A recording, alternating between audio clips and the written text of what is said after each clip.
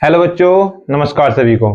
मैं अरुण प्रजापति आपका स्वागत करता हूं आपके अपने स्मार्ट एक्सीलेंस कोचिंग यूट्यूब परिवार में, जहां पे बच्चों देखो हमने आपको इंट्रोडक्शन कराया था कि हम आपको पढ़ाने वाले हैं जो आपके यूपी बोर्ड 2026-27 आएगा उसके बारे में। तो जो उसका बैच का हमने नाम रखा है, उस बैच का नाम रखा है विज्ञान ज्योति बैच 2026-27, यानी जो बोर्ड एग्जाम होने वाले हैं हमारे 26-27 में, उसको मद्देनजर रखते हुए हमने तुम्हारे सामने लाए हैं, जिसमें मैं आपको पढ़ाने वाला हूं मैथ में आज मैं आपको बताने वाला हूं आपका सिलेबस क्या होगा। तो उस सिलेबस में देखो हमारा जो फर्स्ट चैप्टर होगा उसमें वास्तविक संख्याएं होगी। वास्तविक संख्या मतलब उसमें होती है कि उसमें आएंगे हमारे कि हमारी जो होती है रैशनल, इरेशनल, परिमेय, अपरिमेय, और आपकी जो विभिन्न संख्या होती है वास्तविक संख्या, यानी कि जो रियल होल नंबर क्या होते हैं, नेचुरल नंबर क्या होते हैं, वे सब हम पढ़ेंगे वास्तविक संख्याएं में आने वाले हैं। जो हमारी जो आपकी नंबर लाइन भी है वो भी वास्तविक संख्याएं में आने वाली है, ठीक है। उसके बाद आता है हमारा बहुपद। बहुपद होते हैं, बहु माने बहुत से, पद जिसमें बहुत पद होते हैं। बहुत से पद कुछ भी ले सकते हो आप, जैसे आप ले सकते हो x प्लस वाई बराबर 2, ये भी क्या है, एक बहुपद है, ठीक है। ये क्या है, एक बहुपद है। ऐसे ही हम बहुपद में पढ़ने जा रहे हैं। बहुपद का मतलब है कि बहुत से पद, ये नहीं कि एक पद दो पद, उसमें बहुपद। बहु का मतलब ये होता है बहुत पद जिसमें बहुत से पद हो, ठीक है। उसके बाद पढ़ेंगे हम दो चर वाले रेखिक समीकरण। रेखिक समीकरण देखो यहां पे है दो चर, जिसमें दो चर हो उनके रेखिक समीकरण। दो चर कैसे हो सकते हैं, जैसे x plus y equal to 3। इसमें देखो एक चर हमारा x हुआ, एक चर हमारा y हुआ। चर देखो यहां पे भी अब हमें देखने वाले कि चर होता क्या है। चर होता है जिसके मान बदलते रहते हैं, जिसके मान बदलेंगे उसे ही हम चर बोलते हैं। जैसे कोई x है, x का मान क्या होगा, x का मान कहीं पे भी बदलेगा। देखो जैसे हम करते हैं यहाँ पे, अगर जो मैं x का मान निकालने लगूं, यहाँ पे देखो जैसे हमने लेते x प्लस वाई बराबर 3, तो यहाँ पे x बराबर हो जाएगा 3 माइनस के y। तो x का मान यहाँ पे क्या आया, 3 माइनस वाई। वहीं पे हम अगर जो कोई और समीकरण ले मैं x माइनस वाई बराबर 3, अगर ये तो यहीं पे x का मान क्या हो जाएगा, x बराबर 3 प्लस के y हो जाएगा। देखो यहाँ पे क्या हुआ, चर। इसीलिए हमने ये चर बोल रहा है क्योंकि इनके मान हमेशा बदलते रहते हैं। देखो यहाँ पे x का मान था 3 माइनस वाई, यहाँ पे x का मान आया 3 प्लस वाई। लेकिन देखो ये जो है ये 3, ये हमारे पास अचर है, ये हमारे पास अचर है। ये अचर क्यों है, ए माने नहीं और चर माने बदलना, जो कभी नहीं बदलेगा। देखो यहाँ पे भी 3 था तो यहाँ पे 3 था तो यहाँ पे भी 3 ही है, तो इसका मान कहीं पे भी कभी नहीं बदलने वाला, तो इसलिए हम इसे अचर बोलते हैं। लेकिन ये चर इसलिए बोलते हैं क्योंकि इसके मान हमेशा बदलते रहते हैं, ठीक है। अब आगे चलते हैं हम द्विघात समीकरण। देखो जो हम जैसे हम बहुपद पढ़ रहे थे ना, बहुपद में तो है कि हमारे बहुत से पद आएंगे, लेकिन द्विघात बहुपद देखो द्विघात समीकरण होती है जिसकी इसकी कोई बहुपद लो, जैसे कि हमने बहुपद लिया x की पावर 3 प्लस y की पावर x की पावर 3 प्लस x की पावर 2 प्लस x बराबर 0। देखो द्विघात समीकरण पढ़ने से पहले हमें पता चलना चाहिए कि इसकी समीकरण की घात क्या होती है। समीकरण की घात हमें पता होना चाहिए कि समीकरण की घात क्या होती है।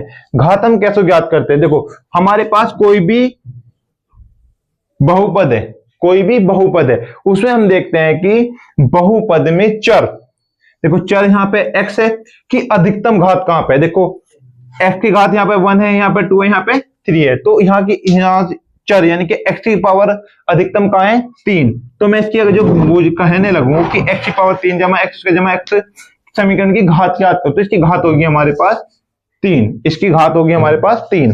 ऐसे कोई ले x की power 2 plus 2x plus 3 equal to 0।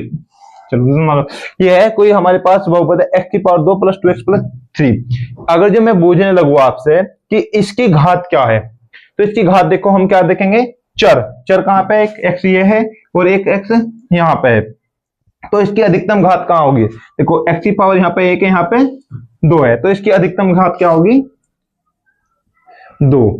जहां पे भी घात 2 होगी हमारे पास, वही हमारा द्विघात समीकरण होगा।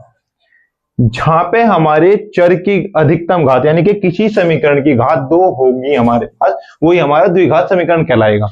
जैसे ये है एक्स स्क्वायर जमा 2x जमा 3, एक क्या है, एक द्विघात समीकरण है, ठीक है।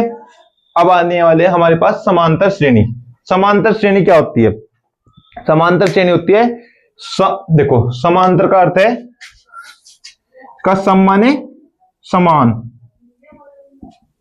अंतर, जहां पे कहीं समान अंतर हो। जैसे देखो हमारे पास संख्या होती है 1 2 3 4 5, वैसे क्या होती है वे, उनमें समान अंतर होता है। जैसे 1 और 2 के बीच कितना अंतर है, 1 का। 2 और 3 के बीच कितना अंतर है, 1 का। और फिर 3 और 4 के बीच भी क्या अंतर है, 1 का। तो वो क्या आती है, एक समान अंतर होता है, ठीक है। तो जो पढ़ने वाले हैं समान अंतर के लिए ये तो होगा हमारा बढ़ता हुआ क्रम। इसमें एक घटता हुआ क्रम भी होता है। जैसे अब लो आप 10 9 8 7 6 5, इसमें देखो 10 और 9 के बीच में कितना अंतर है, -1 का। 9 और 8 के बीच में क्या अंतर है, वहां भी -1 का। तो ये भी हमारी समांतर श्रेणी में जाएगी। तो समांतर श्रेणी में हम क्या पढ़ने वाले हैं, जिनमें समान अंतर है, उसका जोड़ना घटाना गुना करना भाग करना क्या कैसे करना है, वे हम समांतर श्रेणी में पढ़ने वाले हैं, ठीक है। इससे आएगा हमारा त्रिभुज।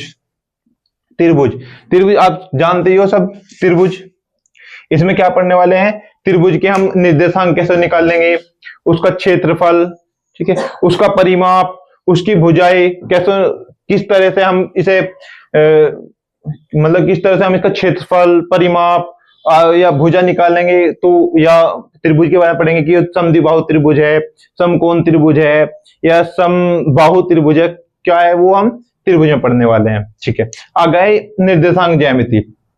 निर्देशांक ज्यामिति में हम क्या पढ़ने वाले हैं, जैसे आपने पढ़ा था चतुर्थांश पढ़े थे आपने, अब लो अभी ना आपने पढ़ा था चतुर्थांश केवल, लेकिन इन चतुर्थांश में हमारे निर्देशांक कहाँ कहाँ क्या क्या होने वाले हैं, वे हम निर्देशांक ज्यामिति में पढ़ने वाले। जैसे कोई निर्देशांक लो -2,3 -2,3, तो -2 हम यहाँ पे चलेंगे और 3 यहाँ पे चले, तो -2,3। इसी तरह से क्या है, निर्देशांक से बहुत से निर्देशांक दे देगा हमें, फिर उन्हें कहेगा कि इन्हें जोड़ो, इन निर्देशांकों के बीच की दूरी क्या होगी, इन्हें चारों निर्देशांकों को जोड़ के क्या बन रहा है, कि कोई एक ट्रायंगल है या रेक्टेंगल क्या है, तो वो हम सब इसमें निर्देशांक ज्यामिति में पढ़ने वाले हैं, ठीक है। अब बताएं त्रिकोणमिति का परिचय। त्रिकोणमिति का परिचय इसमें आने वाले हैं हमारे साइन थीटा कोस थीटा, ये सब आने वाले हैं। इसमें क्या है, हम केवल परिचय करेंगे कि त्रिकोणमिति का केवल परिचय करेंगे कि क्या होती है त्रिकोणमिति। लेकिन इसी के जस्ट नीचे देखो त्रिकोणमिति के कुछ अनुप्रयोग, यानी कि हम यहाँ पे त्रिकोणमिति का जब हम परिचय कर चुके होंगे तो त्रिकोणमिति का कुछ प्रयोग करेंगे। जैसे देखो त्रिकोणमिति का परिचय कैसे करेंगे, जैसे कि हमारे पास कोई ट्रायंगल देगा हमें, उसने हमें लंबी दिया होगा और आधार भी दिया होगा, तो हमें इससे थीटा कोण बूझ लेगा, या हमारे पास थीटा कोण दिया होगा और आधार दिया होगा तो हम हमारे से लंब बूझ लेगा। तो इसकी क्या है कि इसके अनुप्रयोग हमें कुछ करने वाले हैं। इससे आगे वृत्त, वृत्त सर्कल, इसके बीच हम सर्कल में जो इससे संबंधित जो भी है, सर्कल का सूत्र क्या होता है, सर्कल होता है क्या है, ये सब हम पढ़ने वाले हैं वृत्त में, ठीक है। वृत्तों से संबंधित क्षेत्रफल, वृत्तों से संबंधित क्षेत्रफल इसमें हम पढ़ने वाले हैं वृत्तों से संबंधित क्षेत्रफल की। जैसे वृत्त है, इसके वृत्त के हम 4 हिस्से कर दें या उससे ज्यादा हिस्से कर दें तो उसका क्षेत्रफल क्या होगा, वो हम वृत्तों से संबंधित क्षेत्रफल में पढ़ने वाले हैं, ठीक है। अब आओ पृष्ठीय क्षेत्रफल और आयतन। पृष्ठीय क्षेत्रफल, पृष्ठीय माने होता है पृष्ठ, किसी भी चीज को ही हमारे जैसे कोई भी आपके पास वस्तु है, जैसे देखो ये मार्कर है आपका, ये मार्कर क्या है, इसका पृष्ठीय क्षेत्रफल निकालेंगे तो पृष्ठीय, पृष्ठ का मतलब पृष्ठ, देखो ये पृष्ठ है इसका, ये इसका पृष्ठ होगा, तो इसका हम क्षेत्रफल कैसे निकालेंगे, पृष्ठीय क्षेत्रफल, क्षेत्रफल होता है पृष्ठीय क्षेत्रफल का मतलब इसकी बाहर की परत, ये वाली परत, ये और ये भी, ठीक है। लेकिन आयतन, आयतन वॉल्यूम ये कुछ अलग चीज होती है। देखो पृष्ठीय क्षेत्रफल तो पढ़ा हमने इसका केवल बाहर का, लेकिन आयतन का मतलब है कि इसमें जो मेटल जो मतलब जो ठोस है तो इसमें मेटल कितना लगा हुआ है वो इसका आयतन होगा। ठीक है, तो जैसे कुछ कुछ ये डस्टर है, देखो इसमें अगर जो हम बूझने लगे कि इसका पृष्ठीय क्षेत्रफल क्या होगा, देखो पृष्ठीय क्षेत्रफल में हम कुछ नहीं करने की, बस लंबाई और हाइट और मोटाई देख लेंगे क्या है यो, तो इससे हम क्या कर देंगे, देखो जैसे इसका इसका क्षेत्रफल निकालने लगे तो इसमें लंबाई है और हाइट है, ये होगा। लेकिन इसका जो आयतन होगा, आयतन का मतलब है कि इसमें मेटल कितना लगा हुआ है वो सब इसमें आयतन होगा। ठीक है, ये होगा।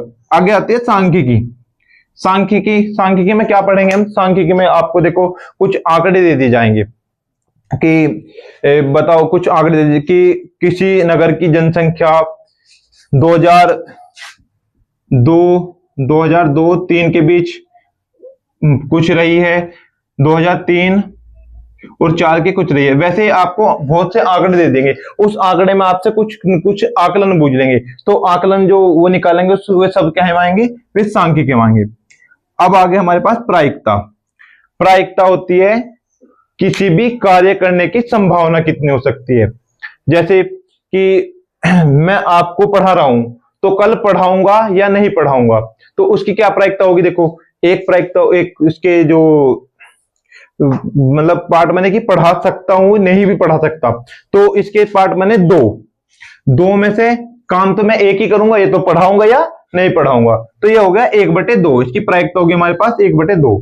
ठीक है, तो किसी भी कार्य करने की संभावना कितनी हो सकती है कि उस कार्य की कितने तरीके से कर सकते हैं, हमारे प्रायिकता में आने वाले हैं। ठीक है बच्चों, देखो मैंने आज आपका केवल आपका परिचय कराया है आपसे कि मैं पढ़ाने वाला क्या हूं। तो आपका जो हाई स्कूल का सिलेबस है ये होने वाला है। ठीक है, जो आपकी क्लास रेगुलर होने वाली है।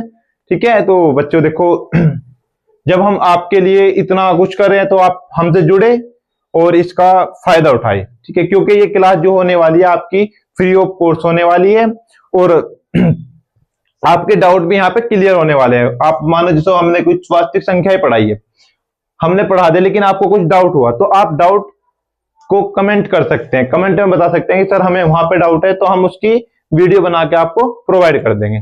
ठीक है, और जो पीडीएफ भी हम पीडीएफ कुछ सभी तो नहीं पर कुछ पीडीएफ आपको प्रोवाइड जरूर करेंगे, जो हम आपको टेलीग्राम होने वाला है हमारा स्मार्ट एक्सीलेंस कोचिंग के नाम से।